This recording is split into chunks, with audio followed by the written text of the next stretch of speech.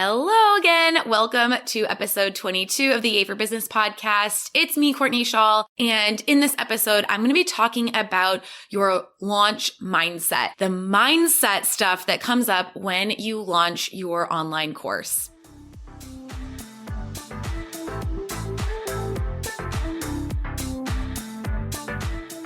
Okay, so this is so important. As I mentioned last week's episode, the strategy stuff, which we talked about last week in episode 21, your launch strategy checklist, that's all very important. And that's kind of like the sexy stuff that everybody wants, right? Like everybody, I'm overgeneralizing, obviously, but most people are very attracted to just give me the strategy, give me the step-by-step, and then I can implement it. Then what happens is you have the strategy, you have the step-by-step, and still there's a struggle, right? And that's when we can get caught up in like, what's wrong with me? I must not be cut out for this. Again, I need more strategy. I need more tips. I need more tricks, but that's not really what's going on. What's going on is some deeper level things in our psychology that are holding us back from implementing the strategy. And that's where we need to talk about the launch mindset, because when you launch an online program, it can be crazy making, right? Like, I know that's not maybe a super PC term to be using, but it's the term that I most resonate with the psychology I experience when I go through a launch. And though I don't experience it to the same degree, not even close these days as I did back in 2014 when I launched my first course. Yes, it's been 7 years, almost to the date that I launched my first course. I still feel that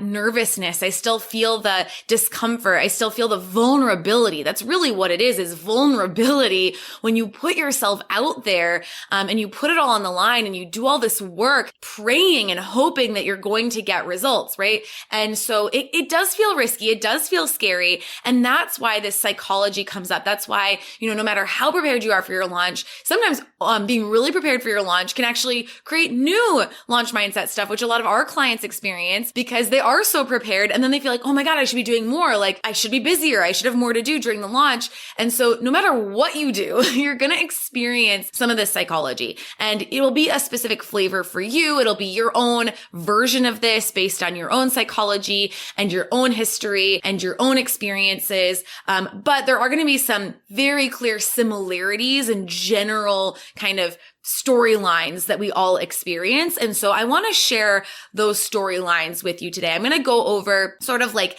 the general journey that your mind will go on when you go through a launch, especially what our clients experience inside of Yay for 100K, the way that we teach launching.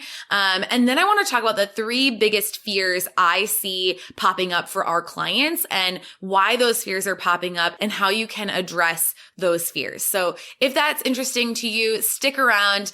You might want to I'm going to say bookmark this episode. I don't even know what I mean by that. You might want to save the link to this episode so that you can refer to it when you go through a launch and really just know you're not alone. Everybody goes through this to some degree. It's totally normal. It doesn't mean anything about what you're capable of. It doesn't mean anything about, if you're cut out to be an entrepreneur or not. It means you are doing something uncomfortable. You are stepping outside of your comfort zone. You are taking a risk. You are being brave and you're being courageous. And I want to celebrate that. We want to celebrate that discomfort, not say, oh my God, I'm uncomfortable. I feel fear. That must be my intuition telling me not to do this. That's not what's happening. You are doing the right thing, my friend. Okay. So that's my little pep talk. I might insert a bunch of little pep talks as we go through this. So, and also I'm going to sprinkle through some anecdotes from my experience so that you can see yeah, everybody, including me, has been through this. All right. So let's start with the mental stages of launching. What I kind of came up with 6 stages. And of course, there could be, I'm sure you guys, those of you who have launched, you might have some additional ones to add. I would love to know what they are because these are just the ones that I came up with, right? Mental stages of launching. Okay. So number 1, what happens when you first go into like, okay, I'm going to launch my program tends to be this wave of excitement and enthusiasm. Like, yes, I'm going to launch my course. It's going to be amazing. Finally, I'm going to be, a real online entrepreneur who's launching a program, et cetera, right? I hope you can see in between the lines a lot of story in there, right? I'm going to be a real entrepreneur. There's a lot of meaning people hold into launching. That's finally what's going to make my income take off. It's finally the thing that's going to help me break away from the one-on-one work, etc. All right. So we can get really excited and enthusiastic about the launch. It's not a bad thing. This excitement and enthusiasm is absolutely necessary to kickstart us. It's what we need is that fuel, that like quick burning fuel that's not sustainable, but it gives a lot of energy all at once, right? To get going. Okay. And on the Dunning-Kruger effect, if you've heard me talk about this before, and if not, I'm not going to go into it in great detail right now. Maybe I'll do a whole episode on the Dunning-Kruger effect, but basically is you never have more confidence. You have the most amount of confidence when you are the least experienced, right? Like, it's so easy to get excited when you don't know what you don't know. It's just like, I'm going to make $1 million. Yeah, that sounds awesome. And then what happens, right? And again, very natural, very good. We need that energy to get started. It's not a bad thing. I just want you to understand what's happening is what I'm going to call the reality check. Okay. So after you start going and you're like, okay, now I actually need to implement this, right? Like I actually need to plan my launch. I actually have to do the things that we talked about in episode 21, right? When I talked about, okay, like this is everything you need to get in place to have a successful program launch. Then we start to go, oh, wow, this is a lot of work. This is overwhelming. I don't know if I can do this. I don't know how to do any of that. I'm not familiar with doing Facebook Lives like that. I don't know if I'm comfortable with that. I don't know if I'm good at that. Maybe it's not meant for me. Maybe I should do a different strategy. I don't know if I can do a webinar. Oh my God, this is a lot. Ooh, like this is where we start to second guess ourselves. And the more we become aware of how much work is involved. And that's one of the reasons last week I wanted to start with like, this is how much work is involved, right? We've got to set all these things up. I want you to realize that as quickly as possible so we can get you back to some excitement, right? Knowing how much work is involved. And then as you work through that, yes, this reality check is going to come up of like, ooh, making a webinar the way Courtney teaches is a lot harder than what I would have done by myself. Like she's holding me to a way higher standard. She's not letting me get away with lazy copy and all of that, right? Because we look at all of our clients submit every piece of their webinar, every single slide to us for feedback. And we want to make sure that you're getting like a veritable masterclass in copywriting by doing that. Like we think it's the most powerful part of our program. And so that reality check can be, oh, this is why people don't do this, right? Like this is why people put off their launches again and again and again. This is a lot of work. Okay. I want you to remember, if you listen to last week's episode, I said this a couple of times, when you build your launch, and especially the way I teach, and I talked about that last week, how I teach launching, you're creating assets that you are going to use for years. And like, yes, you might refresh them and you might tweak them, obviously based on data, not drama, based on actual information that you gather, not just like, my gut says this, because your gut is often, what you think is your gut is often fear, especially when it feels uncomfortable and scary. You got to be really careful of that. I digress. However, these assets you're building are going to help you to make hundreds of thousands of dollars in the future, right? Like I've been using the same webinar to sell Yay for clients for I think almost 3 years at this point. Like, and I've tweaked it. Like I've remastered and rejiggered a few things. I tried out a couple of things, but I was tweaking parts and testing things. The overall webinar has remained the same. Okay. So the general strategy is going to stay the same. It's going to be a lot of work up front the first time. It is going to take months. It is going to take time. You rush this launch, you're going to be rushing launches forever. Okay. What I beg of you is to slow down and do it correctly the first time. Do this for future you. Do this for you 2 years from now. Please, please, please stop rushing. Take a look at the long term instead of the short term, and you will be thanking yourself in the future. You'll be so grateful for this, okay? But it is going to be that reality check. Then what happens, right? So if we're on the Dunning-Kruger effect, basically it starts off, you're at the top of your game. I'm so excited. Then you start to fall in confidence until you hit the rock bottom. Now, the rock bottom is what I call the valley of shiny objects. So that's when you really really get to our most uncomfortable, most fearful, least confident. And it's because we're so intimately aware of how much we have to do that we don't know how to do. That's new for us. And we want to be great at things on the first try. Even when I was a baby, I did not start walking until I never did the thing where you kind of walk and then you fall over and you stumble and then I didn't do that. My mom said I didn't walk until I was 18 months. And she actually gave birth to my younger brother when I was 17 months. And it was at that point that I started walking. But she said, you didn't stumble. You wanted to do it perfectly. And then when you started walking, you never fell down. You just ran. You were super solid. But I would rather have started walking sooner and stumbled than have been a little baby perfectionist. Clearly this is hardwired in me, right? And not wanting to fall down. So I just want to share that you're going to have this rock bottom. You're going to have a very, very uncomfortable, you're going to feel it in every part of you. Just this, I don't like this. I'm not good at this. I have to do all these things I'm not good at. And I would rather just hide, and specifically not even hide. I'm going to go find a different strategy that sounds exciting again, because that excitement of I'm going to do this new strategy. I'm going to do a challenge. I'm going to do a webinar, whatever it is. Screw a course. I'm going to do a membership. Screw a membership. I'm going to do a digital product. Screw a digital product. I'm going to do a group coaching program. Some of you, I'm going to call you out right now. Okay. Some of you are perpetually, for years, the second shit gets uncomfortable, you are leaping out of that uncomfort and back into excitement. And this, I just want to say, if you have ADHD like me, that is something you need to be hyper vigilant about, because that is what will stop you needing that dopamine hit of ooh, excitement, ooh, a new thing to do. That is going to prevent you from enjoying the fruits of your labor. And it is going to suck the soul out of you eventually. It feels good in the moment, right? Just like any dopamine hit, any kind of quick, cheap access to dopamine, shopping, spending money, drinking alcohol, whatever it is, it ultimately is hurting your health and well-being and happiness. So you don't have to do anything. We have a client right now who's kind of going through this, and I've been through this as well, this valley of shiny objects. Ooh, I'd love to just get a job now. I'd love to just do something else. I need that feeling, that good feeling. What I say is just don't quit.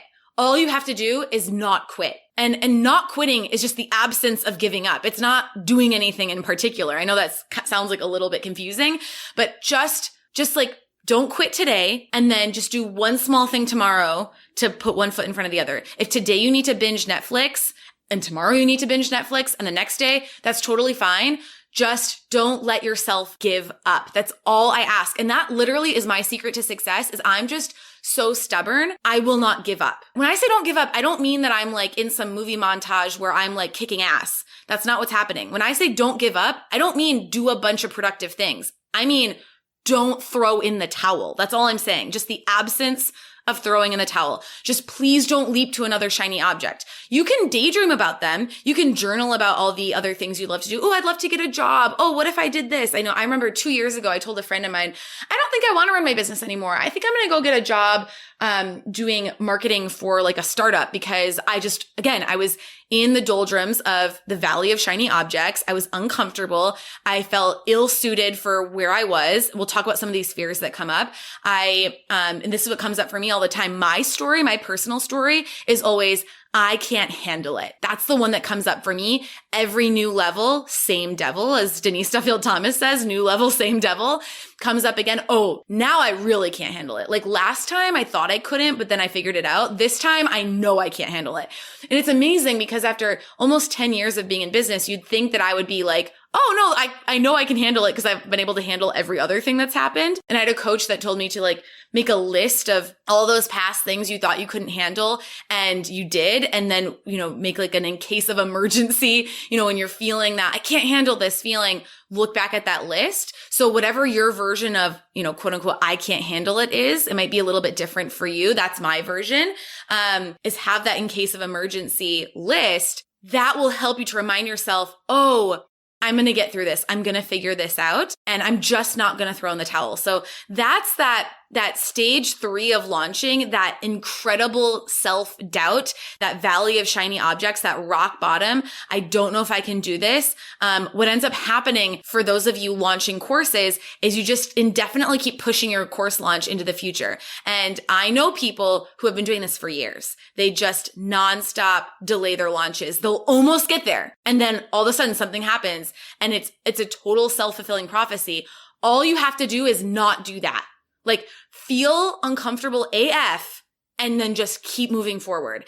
And this is where you really need to rely on coaching, a community, having a step-by-step process, because if you leave yourself to your own devices, and I want to call out even some of our clients here, because our clients obviously listen to the podcast. And I want to call those of you who aren't clients, if you resonate with this as well, is that you often will lean out of the program when you hit this valley, right? And like, we talk as our coaching team, we talk about this, like, we need to be really vigilant. This is like our number one priority in our business. Like, when I say number one priority, I mean, number one priority in our business is, how do we catch our clients before they start? Because it happens so subconsciously, right? Like, you get to that point of like, oh, I'm going to do the launch. And then suddenly we notice you stop showing up in the program, right? Like, we notice it, and we have systems to catch. Like, we have a whole like red, yellow, green system of like, who's ghosting us? Like, who's not showing up?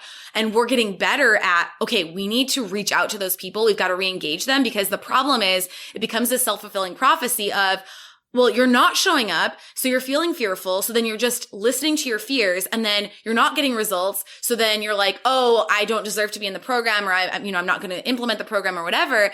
And then it just keeps perpetuating, where all you really need to do is keep showing up in the program and allow us to support you through this. But that's the most important thing, is in this valley of shiny objects where you feel the most like, I don't want to be around anyone. I don't want anyone to tell me otherwise. I just need to get out. That's all your anxiety and fear talking. That is the time you need to lean on the community and your coaching and the program as much as possible. Okay. So that's a huge one, because that can keep you spinning in circles for years and years and years and years. And I've done it, and it's okay if that's happening. I don't want you to Don't beat yourself up about it. Give yourself compassion and grace. It's okay. It's natural. You're a human. Your brain is just trying to keep you safe.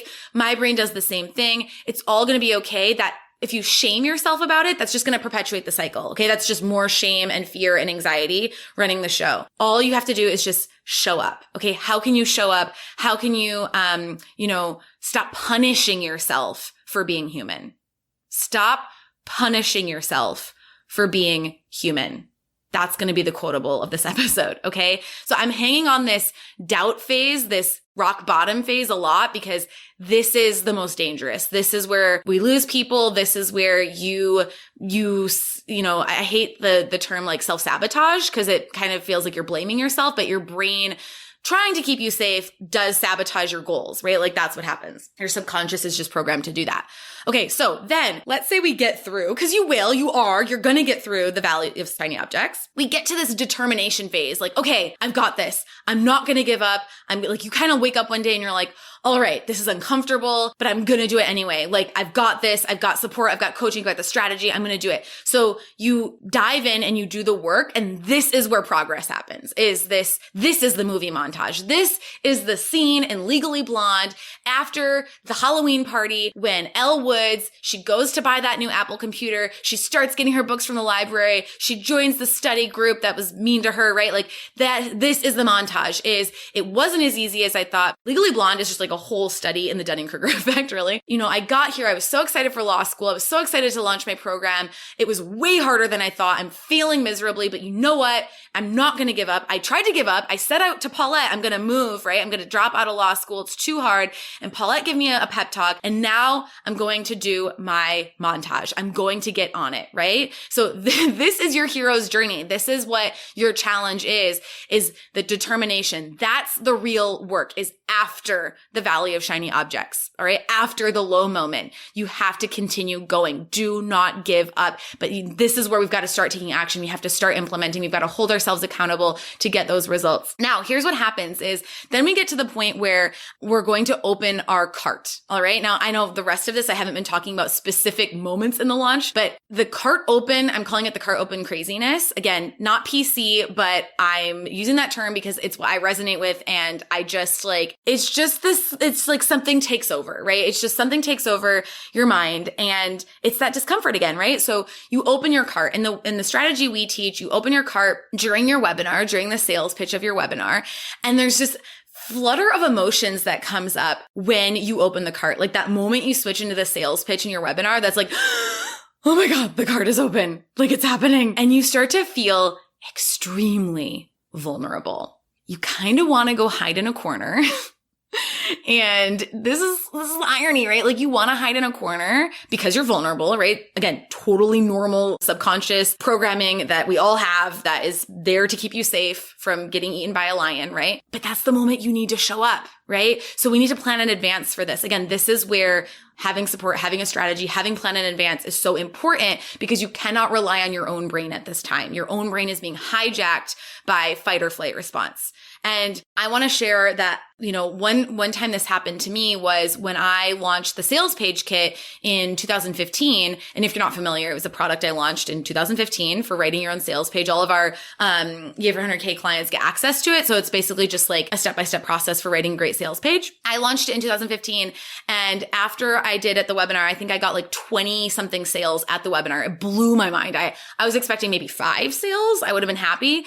And my VA just kept texting me like, okay, another one, 17, 18, 19. I was like, oh my God. And I bought a cheeseburger and in a Coke and I hid in my bedroom, like blackout, turned on House of Cards and did not come out of my bedroom for like 3 or 4 hours.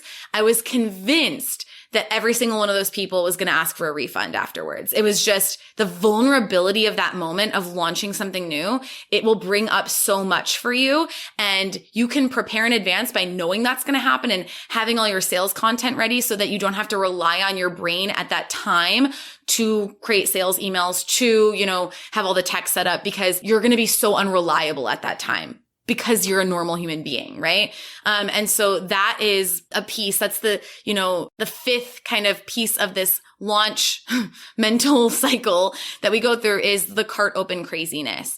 Now, the 6th phase is after the launch is what I call what just happened, the what just happened phase. No matter if your launch goes better than you expected or not as well as you expected or somewhere in between, what's going to happen is your brain is a story making machine and your brain is going to start to do storytelling. It's just trying to make sense of what happened, right? Our brains are meaning making machines and that's what your brain is doing. Again, I always say your brain and not you because we tend to over identify with what our brains do instead of just treating them like another organ in the body, just another thing that we have, which is absolutely true.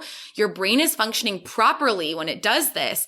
However, it has negative consequences because we start to tell ourselves stories about the launch, about what worked and what didn't work that are not based on information and fact and data. They're just based on your brain trying to make sense of it. So this is really dangerous. And we need to make sure that we give our brain the antidote to that storytelling, which is data. Okay. Some of the stories that will come up is like, oh, this didn't work or that didn't work or this strategy isn't for me or people hate sales emails and that's why they didn't open them. And it's like, well, no, your subject line needed to be better, right? Like it's something that would take 5 minutes to tweak is like, let's brainstorm 3 additional subject lines for you for this email. But your brain's like, no, people just hate getting sales emails and they're all going to hate me. And then my reputation's going to be ruined. Like you start to catastrophize. So that is the piece I want to caution you against in the 6th phase of your launch, the post-launch, when your brain starts to analyze what happened. And what you need is the antidote to that drama, which is data. And that is going to be the focus of next week's episode. Okay, so that takes us through the 6-ish phases of the launch roller coaster. And obviously, I'm kind of just making these phases up. It's always going to look a little bit differently for everyone. But I have a graphic on Instagram where we shared just sort of like what this looks like visually. So that may be a good one to just go save or share or just like have some solidarity with and see a visual of this. And then, as I've mentioned inside of Yay for 100K, we actually, we talk about the Dunning-Kruger effect, which I don't have time to go into right now. It's something I would highly recommend that you look up. We'll consider doing a podcast episode on it in the future. And we actually check in with our clients regularly to ask them where they are on that roller coaster, because we want to make sure we're addressing mindset things like where we are, like how it's showing up right now, right? And I think a lot of people, what happens is they lean out, as I mentioned, like they lean out and stop getting support when things aren't going well, or they feel quote unquote behind, which there's never any such thing. I'll always give people timelines and goals and due dates and deadlines, but there's still no such thing as being behind. Like that should never be something you use to beat yourself up.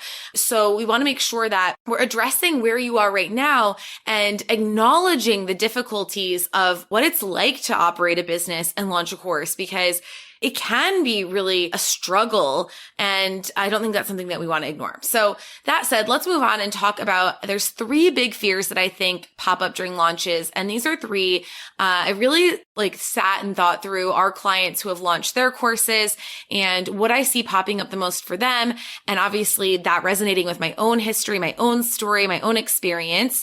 And the 3, I'm going to tell you just straight up, the 3 fears are, number 1, the fear of having too many students. So I think a lot of people don't think that this is a real fear. And then they actually start to catastrophize about, oh my God, but what if I have more than I can handle? Again, that's really what it's playing into. I'm going to drop the balls. I won't be able to handle it. Like people are going to be upset with me, etc. The second fear that comes up is the fear of getting refund requests, being called out as an imposter, like this course sucks or whatever that is, right?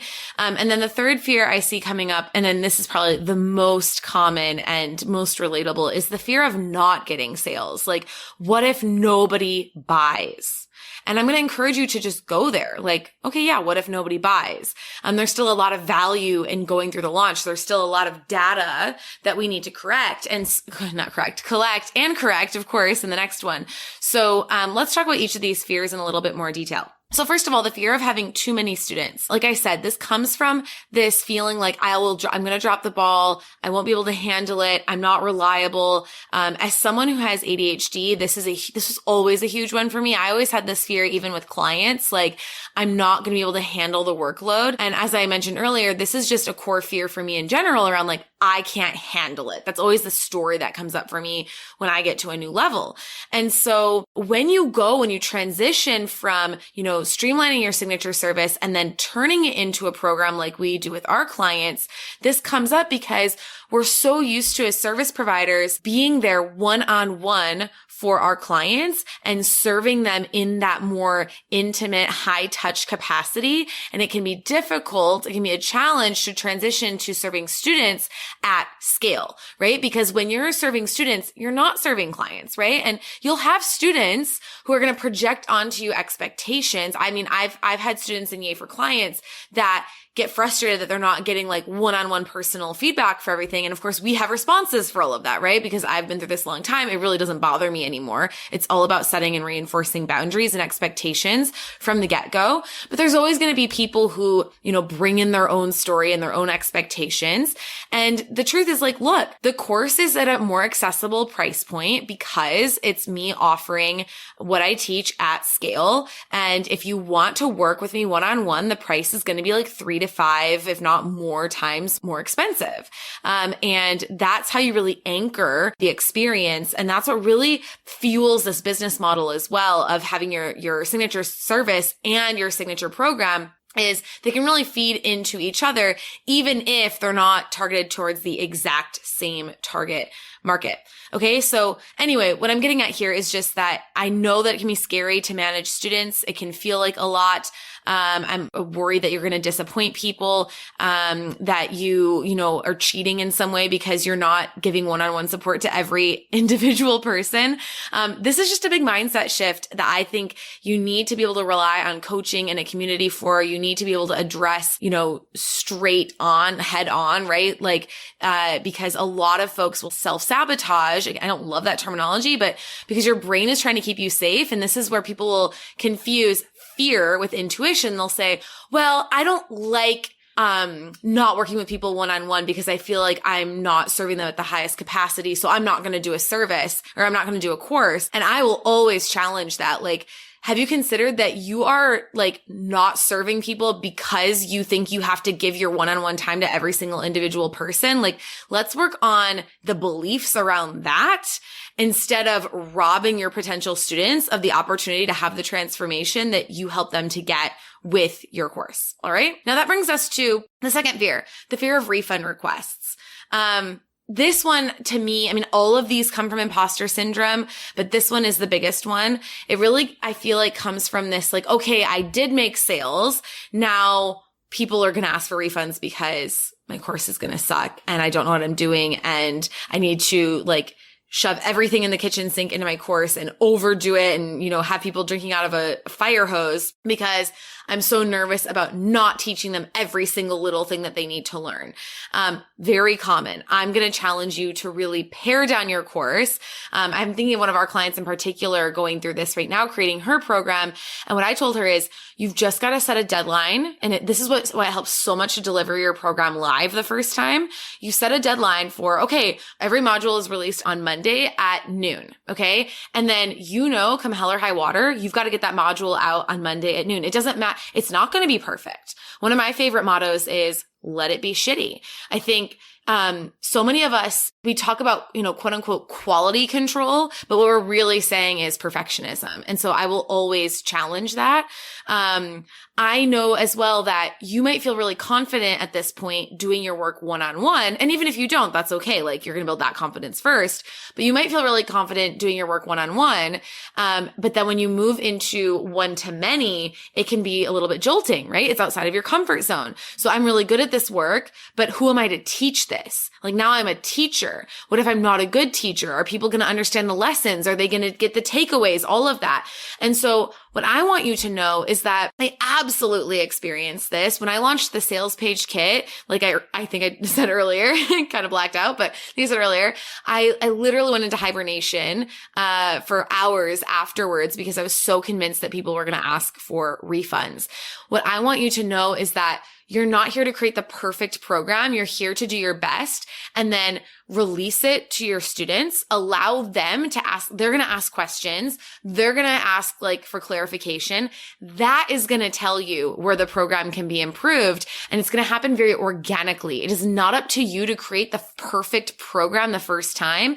And this is why we don't teach our clients to create their program in advance, because that is a recipe for perfectionism. And if you struggle with perfectionism, you extra need to not do that because you are going to keep delaying your launch until your program is done. And I've seen people do this for years. I kid you not, years and years. And it baffles me, but it's because they never give themselves a deadline. They're convinced that I'm more comfortable just getting the course done first. And that's been a total excuse to not launch the course. All right. So if they came to coach with me, I wouldn't let that happen. Okay. Final fear, the third fear, and of course there's other fears, but these are the kind of big pillars I wanted to address today, is the fear of not having any sales. Again, so common. Everybody, I think, has this, especially the first launch. And so when you allow yourself to, you know, I'm all about like, okay, if we're going to go to worst case scenario, like if you have that thought popping up, then go there. Okay. But don't go there half ass and then freak out and not do anything. If your brain is going to go worst case scenario, then make a plan for worst case scenario. I had a client last year. She had a habit of going into worst case scenario, which I'm like, that's fine. Then let's go there. Okay. Let's say this doesn't work. Then what's going to happen? Oh, well, my husband get laid off because his company, da, da, da. I'm like, okay, then let's say your husband gets laid off. Then what? Well, then this would happen and this. And we got to the point where it was like, I would have to get a job somewhere else. And I was like, okay, I realize that's not what you want to do, but it's like your brain, until you create the tangible worst case scenario, your brain is telling you you're going to die.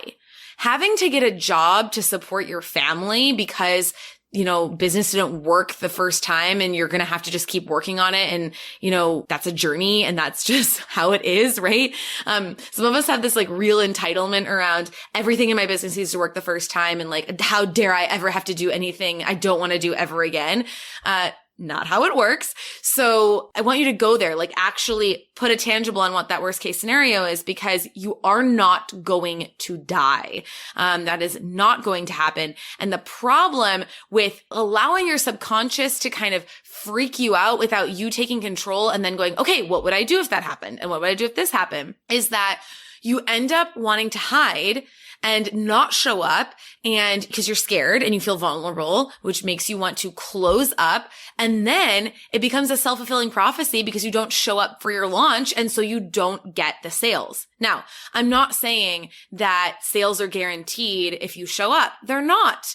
We want to look at the KPI numbers. We have to look at the data. There's very specific, off the top of my head, I think there's like 7 specific data points we look at all of our clients' launches, not including like email open and click-through rates, which is very easy. But just sort of 7 key numbers that we want to see. And we want to see those numbers within a healthy range. And then guess what? All it becomes at that point is a game of numbers. It just becomes, okay, we just need more traffic. We just need more people landing on the registration page for your webinar. So that's why we teach our clients their 90-day list building cycles, right? You've got to grow your audience for 3 months before you launch, because it really, at the end of the day, it's just a game of numbers. If you only have 100 people on your list, then even if you have a 5% conversion rate, that's 5 sales. That's quite high. And that's great. Let's shoot for that. But if you get 2 sales, that's still in a very healthy range. We just need to build the audience. Okay. I'm getting a little ranty here and I'm getting off topic, but the last thing I want to say about the fear of no sales and this feeling of like, I want to hibernate because I'm scared, I'm uncomfortable, and I'm vulnerable during this cart open period of my launch. This is one of those times that I think you truly do have to fake it till you make it. And one of the ways I do that, if I'm feeling really shitty and I feel like a fraud and uncomfortable, is I just ask myself what some of my mentors would do. So I think about my coaches, the people I look up to, and I ask myself, what would they do in this situation? They would show the F up. Like, they would be on Insta stories, they'd be doing lives, and they might be like kind of panicky behind the scenes and things might be stressful, but they are going to show up. So, I mean, I don't know if I'm someone you look up to or someone else. Ask yourself, what would they do? And borrow that energy. I do that all the time. And I think it's one of the most effective strategies for kind of stepping up into the next level and tricking your brain to step out of its sort of fear around, I'm not cut out for this. And, you know, this is just my story and this is all I'm going to be able to do. Okay. Again, just to summarize, launches can be wild. Something crazy happens when the cart opens. Even if you were feeling really good and prepared for your launch, it can just be a really crazy making time. And the more prepared you are, the better. But all the psychological stuff is going to come up anyway. It just might not be as stressful as if you still had a bunch of work to do and didn't have strategy and didn't have templates and formulas and feedback and all of that. If you're not prepared in advance, you will wind up being stressed, doing things at the last minute. It will be very desperate. It will not be quality work, and that result will show up in your launch. If you are prepared in advance, you will actually start to worry that you're not doing enough because you're going to think, I should be doing more now, right? I would rather, and I guess it doesn't matter what I would rather, right? I'm going to ask you what you would rather have. Would you rather be panicking at the last minute, feeling the most vulnerable you've ever felt, stressed out, on display, right? In front of people, then having to write a bunch of sales emails and fix a bunch of tech and all of that? Or would you rather be a little bit stressed because you're like, wow, I really feel like I should be doing more right now. But in actuality, the fact is you already did all the work to high quality beforehand. Both situations are going to create stress for you. That's what I'm trying to say. You get to pick which one that you want to have. You do the DIY route and you try to do your launch yourself. I promise you, I was good at launching and it was like that for me. If you want to be the prepared route, then I really suggest that you work at a high level with a coach. It doesn't have to be Yay for 100K, though I would love if you are a service provider wanting to transition into courses. That's what we're there for. We have one of the most high touch programs you will ever see. We give feedback on everybody's work, every piece of the launch. We give actually after our client's launch, we do a one-on-one milestone call with you where we actually go through your launch numbers with you and we tell you how to look at the numbers. Here's what needs to be improved for next time. You know, how much money do you want to make in your next launch? And then we help you to reverse engineer the success for the next launch and the next launch after that, right? Until you leave us. us, right? We're there to do that with you.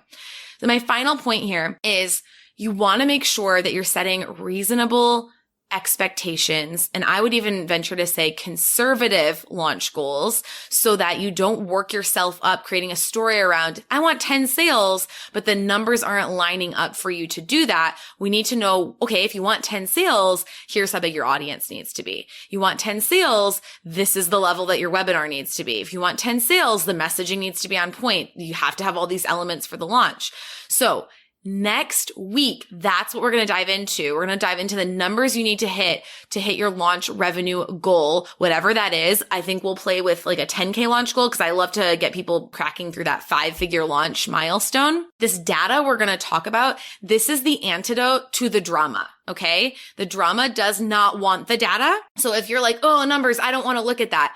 That is the drama talking. That is not you. If you're feeling resistant to the numbers, that is a telltale sign that you need to listen to next week's episode more than anything. All right. So that's what I've got for you today. I want to share with you that we are going to be hosting a live private training for anyone who applies to work with us inside of Yay for 100K on March 22nd, Monday, March 22nd at 11 a.m. And this is the first live training I've hosted for a year. So we're kind of celebrating a 1-year anniversary of the program. I would love to have you join us for that. In order to, get your special invite to that live private training, you'll have to apply for Yay for 100K over at CourtneyShaw.com/apply. And that training is on how to add $100,000 to your business in the next 12 months by implementing our 2-part business model strategy to transition from services to courses. I will leave you with that. I hope to see your application come through. I can't wait to take a look at what you've got going on in your business and chat with you. We will send you, whether it's, you prefer Facebook or Instagram, we'll be chatting with you there. So make sure to get that application in now and we'll chat with you then. Yay! Thank you so much for listening to today's episode. If you love today's content and are ready to finally start making a full-time income from your business this year, make sure to get on the wait list for my program, Yay for Clients, over at yayforclients.com, and you'll be notified the next time enrollment is open. Or if you're already booked with clients and you want to learn how you can turn your signature service into a signature program and add 100K of revenue to your bottom line, come apply to my group coaching program, Yay for 100K, over at CourtneyShaw.com/apply. Thanks again and have an awesome day.